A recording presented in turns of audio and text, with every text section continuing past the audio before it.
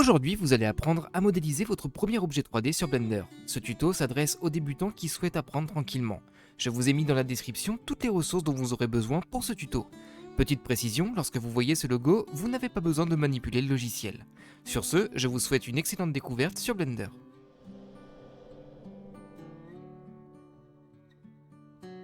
Lorsqu'on débute un nouveau projet sur Blender, la première chose à faire c'est de trouver des images de référence. Alors quand on n'a pas trop d'idées, ce que j'aime bien faire c'est de me rendre tout simplement sur le site d'IKEA. Pour un premier objet à modéliser, on va partir sur quelque chose de simple comme une salière par exemple. On a plusieurs propositions qui s'offrent à nous et je pense qu'on va partir sur quelque chose de plutôt moderne, ou du moins celui qui m'inspire le plus. L'avantage de ce site c'est qu'il nous permet d'avoir plusieurs visuels de notre objet afin de mieux comprendre sa forme.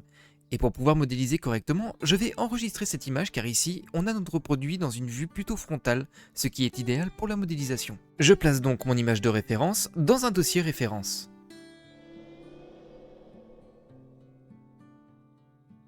Une fois Blender ouvert, on se retrouve avec la scène par défaut qui comporte la caméra, le cube et une lumière. Je rappelle que vous pouvez retrouver tout ce qui est dans votre vue 3D à droite dans l'outliner. Vous pouvez voir que j'ai bien tous mes éléments de référencés, mais pour ce tuto, on va partir d'un environnement neutre. Pour faire ça, je me place dans la vue 3D et j'appuie sur la touche A pour tout sélectionner d'un coup, puis je fais la touche X pour tout supprimer. Maintenant, je vais devoir ajouter mon image de référence, mais pour ce faire, je vais me placer en vue de face avec la touche 1 du clavier numérique. Si vous n'avez pas de clavier numérique, vous pouvez vous rendre dans View et dans la partie Viewpoint, vous avez l'option Front qui vous permet d'avoir la même vue. Une fois que c'est fait, vous allez pouvoir faire le raccourci clavier Shift A de manière à pouvoir ajouter un élément dans votre scène. Ici, on sélectionne donc image puis référence. Et dans la fenêtre qui s'ouvre, on va venir chercher notre image. Nous avons donc notre image de référence dans notre vue 3D. Cependant, celle-ci n'est pas forcément optimale. Personnellement, ce que j'aime bien faire, c'est rendre mon image un peu moins visible.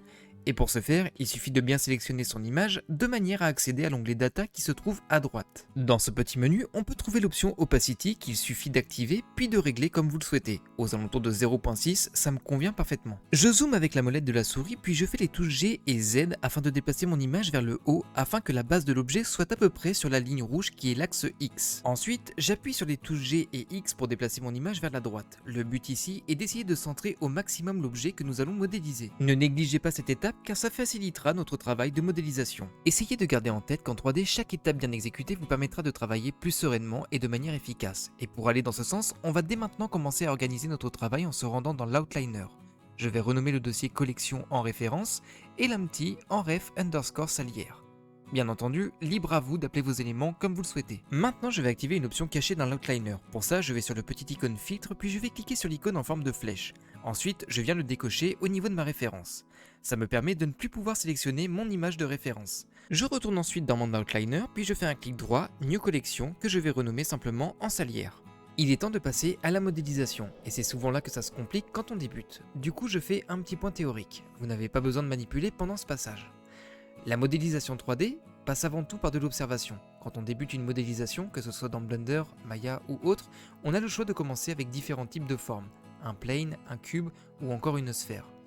Et comme en 3D, on aime bien être fainéant, on va essayer de partir de la forme qui se rapproche le plus de ce qu'on veut modéliser. En l'occurrence ici, on souhaite faire une salière qui est de forme cylindrique. Donc le choix sera rapide, on partira d'un cylindre. Mais quand on ajoute un mesh comme un cylindre, celui-ci arrive avec des propriétés par défaut que vous pouvez retrouver dans le petit panneau en bas à gauche. Ici, on a plusieurs informations importantes, mais celle qui nous importe le plus, c'est le nombre de vertices. Ce sont des points qui composent et définissent la forme du cylindre. Ces points, reliés entre eux, forment ce qu'on appelle le maillage, le squelette de notre objet. Et plus il y a de vertices, plus le maillage est dense et lourd. Quand on modélise, il faut donc se poser la question, est-ce qu'on part sur un maillage dense ou un maillage bas? Pour notre salière, on va ajouter un peu plus tard un modifieur qui va venir multiplier automatiquement notre maillage pour avoir un meilleur rendu. Sachant ça, il est préférable de partir sur un nombre de vertices assez bas. Mais alors dans quel cas utiliserait-on un maillage plus dense? Si vous avez besoin de faire beaucoup de détails, par exemple directement sur votre objet, alors vous aurez besoin d'un maillage plus riche. En revanche, si le but est de destiner cet objet à un jeu vidéo sur Unreal Engine par exemple,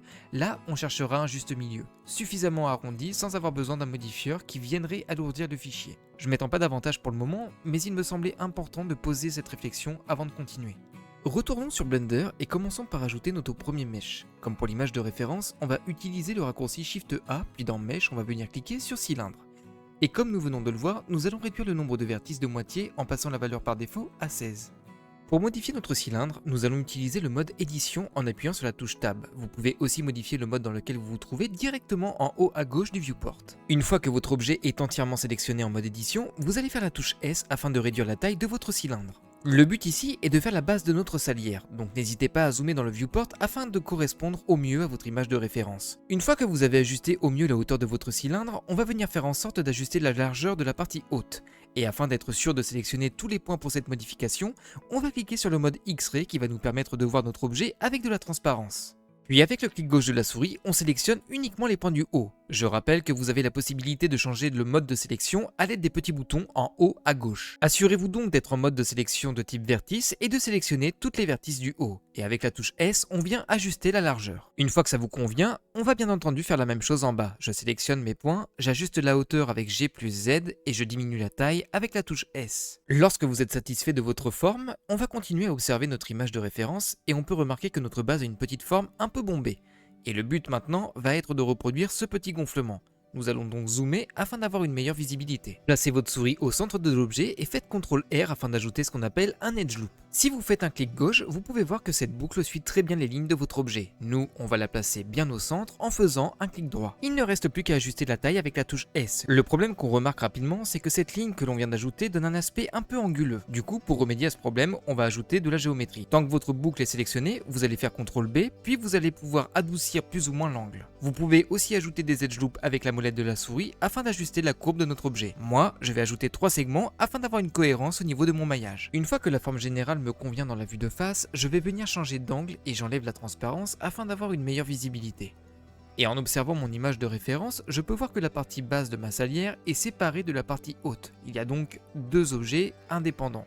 Cependant, je vais devoir interpréter un peu car cet espace ne peut tout simplement pas être vide dans le monde réel. Nous allons donc interpréter un petit peu cette partie-là. On passe en mode de sélection face, puis on sélectionne cette face. Maintenant, on va faire la touche I afin de faire un léger inset.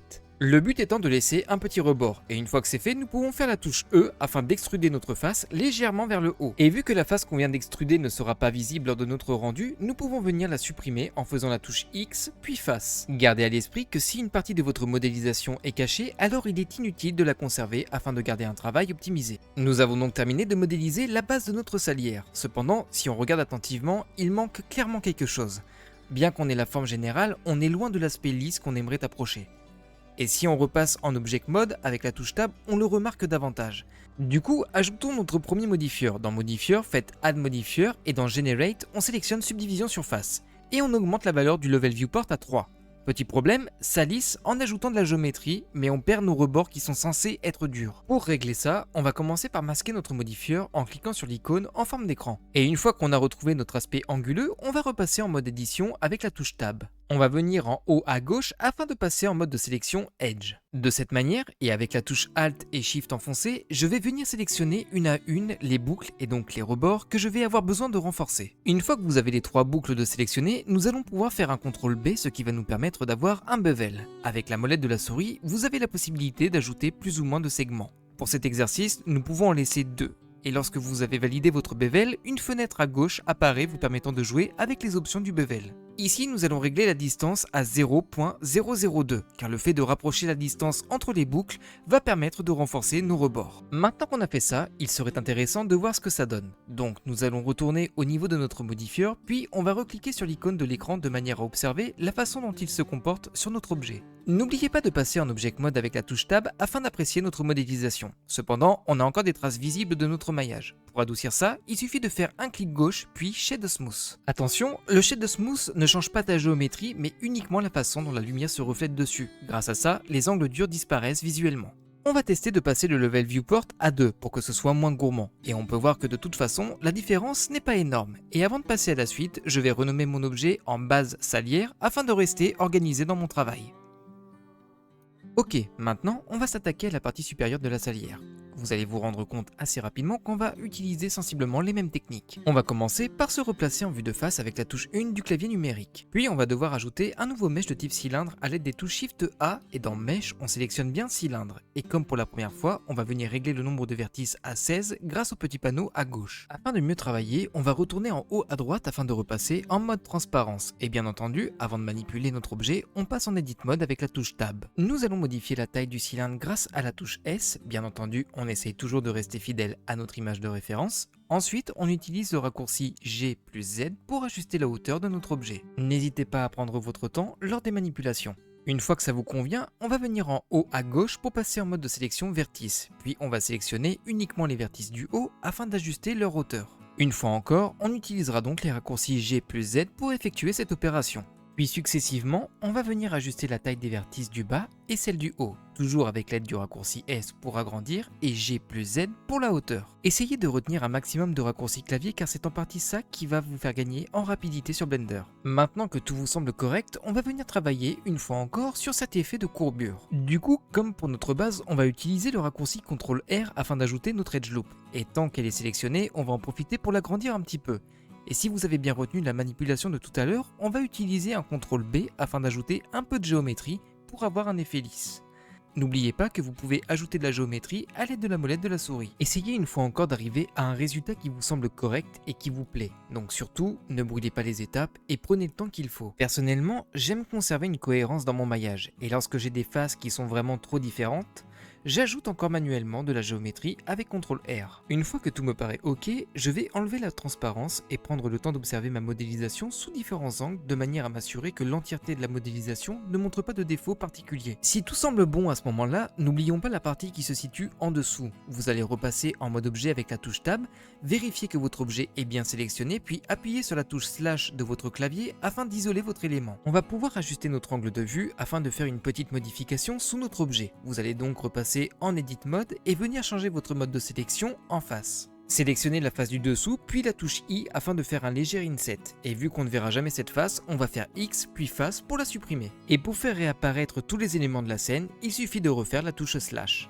On va devoir s'attaquer à la dernière partie de notre modélisation, et avant de se lancer tête baissée, on va regarder une nouvelle fois nos images de référence. On peut observer que sur la partie supérieure, on a une forme qui n'est pas totalement plate, et on s'en rend compte davantage sur cette image. Mettez la référence de côté afin de garder un œil dessus. Sélectionnez bien la face du dessus, on va avoir besoin d'ajouter un peu de géométrie. Pour ça, on va utiliser la touche I pour faire plusieurs insets de suite.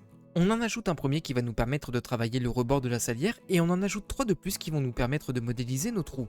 Vous allez comprendre pourquoi j'en ajoute précisément 3 rapidement. Mais pour le moment, essayez juste d'espacer vos insets de manière équivalente. Vous n'avez pas besoin d'être extrêmement précis. Une fois que vous avez fait ça, on va avoir besoin de rectifier la face qui se trouve au centre. En 3D, de manière générale, on a besoin de conserver une modélisation en quad, c'est-à-dire des faces entourées de 4 vertices.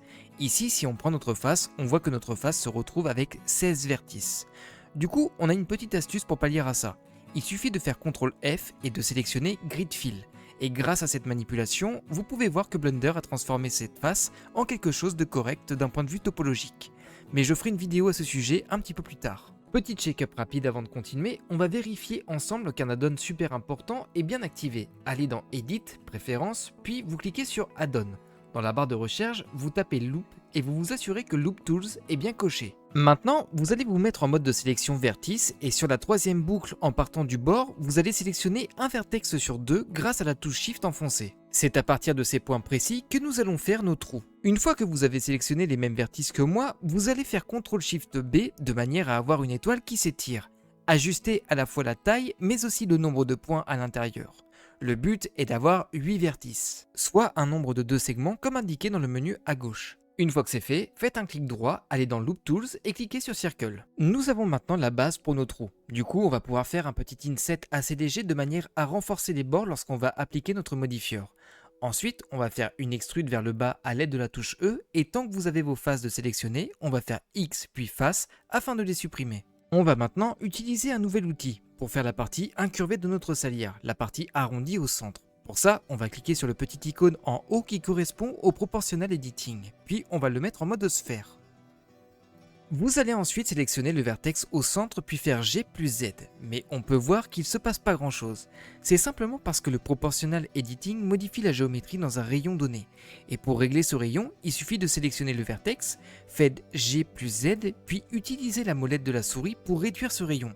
Et de cette façon, vous allez pouvoir arrondir le haut de votre salière. Il est temps de voir ce que ça donne. Pour ça, on se met en Object Mode, puis on va venir dans Modifier, et comme pour la base de tout à l'heure, on va ajouter une subdivision surface. On met le Level Viewport à 2 et on regarde notre modèle 3D afin de faire les derniers ajustements. Je vais repasser en Edit Mode, puis je fais la touche 1 pour me mettre en vue de face, sans oublier le mode transparence. Je vais choisir le mode de sélection Edge, et avec la touche Alt enfoncée, je vais sélectionner l'Edge Loop qui se trouve à la base. Vous l'aurez compris, on va faire un CTRL B afin de renforcer ce rebord, et comme on veut rester cohérent dans notre modélisation et qu'on sait que la valeur du bevel de la partie basse de notre salière est de 0.002, eh bien on va mettre exactement la même valeur sur ce bord là aussi. On va aussi renforcer les bords sur la partie haute, on va donc bien sélectionner les Edge Loops avec les touches Alt et Shift enfoncées, puis CTRL B une nouvelle fois, mais cette fois-ci je vais mettre une valeur de 0,003. Bon, on commence à avoir une modélisation intéressante, n'est-ce pas ? Si on passe en Object Mode, ça fonctionne plutôt bien. Cependant, il y a une erreur de topologie. Je vous invite à masquer le Subdivision Surface avec le petit icône en forme d'écran. Rappelez-vous, sur la face centrale, j'avais expliqué qu'en 3D, on aime les modélisations en quad. Et si on observe plus attentivement les faces à côté de nos trous, on se rend compte que les faces sont composées de 6 edges et donc 6 vertices. Alors pas de panique, on n'a pas besoin de tout refaire, mais nous avons besoin de retravailler un petit peu tout ça. On va sélectionner le vertice à l'extérieur du trou qui est relié à rien. Et en maintenant Shift enfoncé, je vais sélectionner le vertice qui se trouve dans le coin en face. Puis en faisant la touche J, j'ajoute un edge qui va relier mes deux vertices. Et en faisant cette manipulation, on a transformé notre face de 6 côtés en deux faces de 4 côtés comme nous le voulions à la base. Évidemment, on va répéter ça tout autour. C'est d'ailleurs pour ça qu'on a ajouté 3 edge loops sur le dessus tout à l'heure. On allait forcément avoir besoin de ces vertices. Alors vous entendrez parfois dire que dépasser 4 vertices par face, c'est pas bien grave selon le contexte. Et c'est vrai, si la face est complètement plate, ça ne se verra pas au rendu. Mais quand on débute sur Blender, c'est beaucoup plus formateur de s'habituer à une topologie propre qui marchera dans 100% des cas plutôt que de prendre des raccourcis qui gâcheront vos futures modélisations. Une fois que vous avez terminé de corriger la topologie, on va venir masquer notre image de référence dans le viewport en cliquant sur le petit œil, et on en profite pour renommer le cylindre pour rester organisé jusqu'au bout. Enfin, on fait un dernier check-up en passant en Object Mode puis en cliquant sur le petit écran pour réactiver la visibilité du Subdivision Surface. Sans oublier le petit clic droit sur l'objet 3D puis Shade Smooth pour lisser tout ça. En regardant mon modèle 3D, je me rends compte que la partie supérieure de ma salière mérite un léger agrandissement. Je me replace donc en vue de face avec la touche 1, puis je fais la touche S pour agrandir légèrement mon modèle.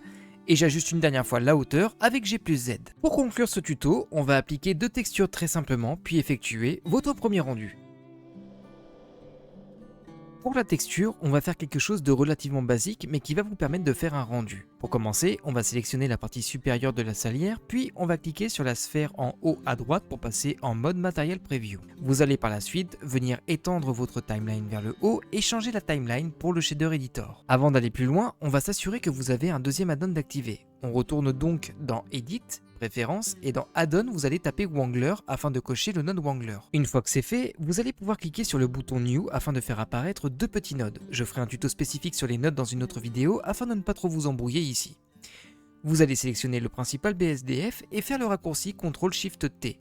Et ici, vous allez sélectionner vos différentes textures maps de la partie métallique. La Color, la Metalness, la Normale ainsi que la Roughness. Puis vous cliquez sur le bouton bleu. Et grâce à l'add-on Wangler, Blender place automatiquement les différentes maps correctement. Le petit souci, c'est que notre partie métallique est beaucoup trop réfléchissante. Du coup, je vais juste déconnecter la Roughness de manière à pouvoir influer sur celle-ci de manière manuelle. Il suffit de décrocher cette petite branche et de jouer avec les valeurs directement. Bien entendu, ici on rentre dans un processus artistique qui vous appartient. Libre à vous de choisir une valeur qui correspond à ce que vous souhaitez. Vous allez pouvoir répéter la même opération. Sélectionnez la base de votre salière, puis faites New dans le Shader Editor. Refaites un CTRL-SHIFT-T sur le principal BSDF et cette fois-ci, vous allez utiliser la deuxième texture. Sélectionnez les trois textures maps et ajoutez-les à l'aide du petit bouton bleu. Avant de passer au rendu, on va se rendre dans les Render Settings afin de passer le moteur de rendu de Eevee à Cycles. Et si vous avez une bonne carte graphique, passez le device en GPU Compute. On va aussi en profiter pour ajouter un plane avec Shift A de manière à ce que notre salière repose bien sur une surface. N'hésitez pas à augmenter la taille de celle-ci, toujours avec la touche S. Maintenant, on va cliquer sur la quatrième sphère qui va nous permettre de passer en mode rendu. Mais comme vous pouvez le voir, on a quelque chose de relativement sombre.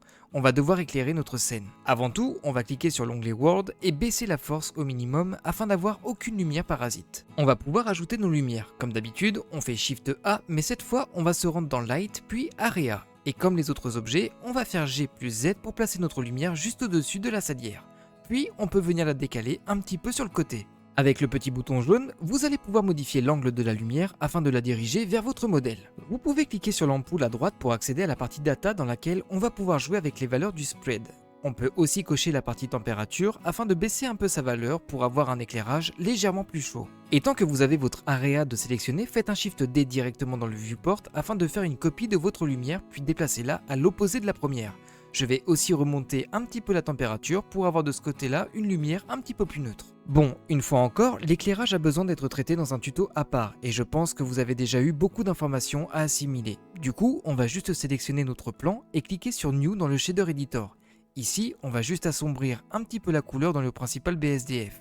Vous pourriez aussi ajouter une texture comme on l'a vu précédemment. Enfin, la dernière étape va être l'ajout de la caméra. Je n'ai pas besoin de vous indiquer le raccourci clavier qui va vous permettre de l'ajouter. Une fois que c'est fait, appuyez sur la touche 0 afin de passer en vue caméra, puis venez cliquer sur le cadenas de manière à pouvoir placer votre caméra comme si vous étiez un caméraman. Si vous ne voyez rien, il suffit de dézoomer avec la molette de la souris. Je vous laisse ensuite faire le choix de votre cadrage car une fois encore, il est intéressant que vous choisissiez vous-même l'angle de vue que vous trouverez pertinent. Par contre, une fois que vous avez fait votre choix, n'oubliez pas de recliquer sur le cadenas pour ne pas modifier votre cadrage sans le vouloir. Si vous voulez aller un peu plus loin dans votre rendu, vous avez accès toujours dans la partie data à de multiples options concernant la caméra. Vous pouvez par exemple cocher le depth of field afin d'utiliser un flou et vous pouvez aussi modifier la focale afin d'avoir quelque chose de visuellement un peu plus travaillé. Mais pour aujourd'hui, c'est votre premier rendu et ce sera déjà amplement suffisant. Pour la dernière étape avant le résultat final, on va optimiser les réglages.